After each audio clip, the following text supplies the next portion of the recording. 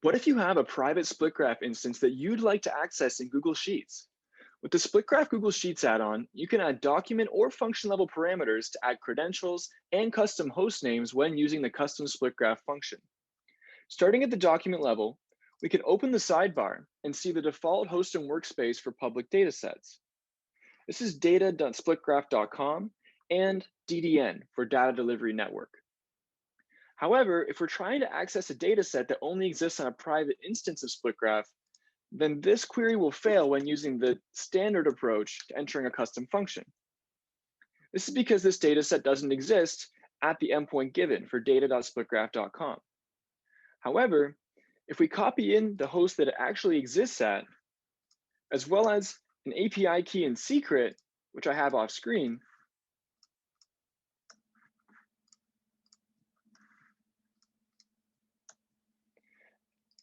and then save these parameters in the sidebar is going to test the connection to make sure that these credentials check out, and we can go back to re-enter our query exactly as we did before, but it's going to be pointing at this private Splitgraph instance endpoint.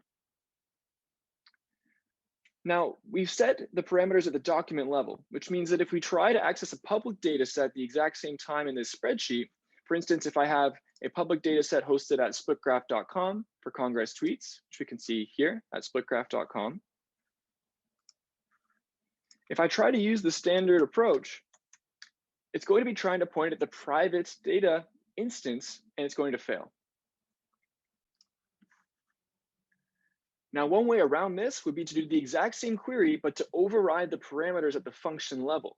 Now, the way we can do this, in a tab right beside, I have the exact parameters I need to access for the public host, workspace, and then some blank entries for API key and secret to override it.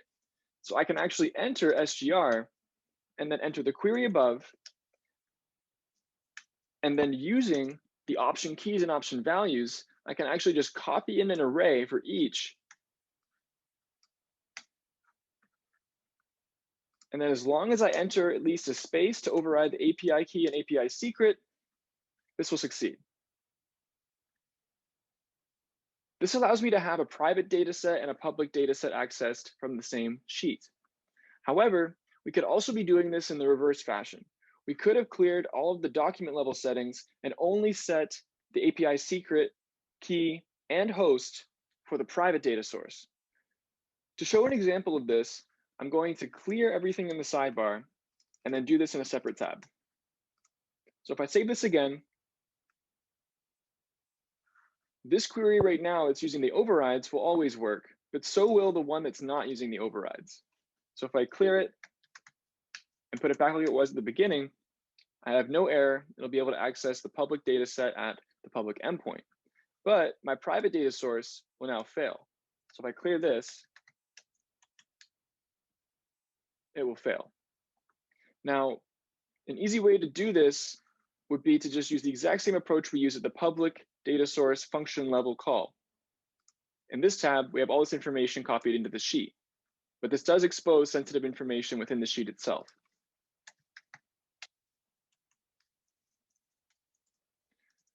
So we would just copy in the array of option keys and option values like we did for the public data set. And again, by not setting things in the document level and only at the function level, we can do the exact same thing we did in the reverse order with the public data set. This gives flexibility when combining multiple data sets from different sources in the same Google Sheet.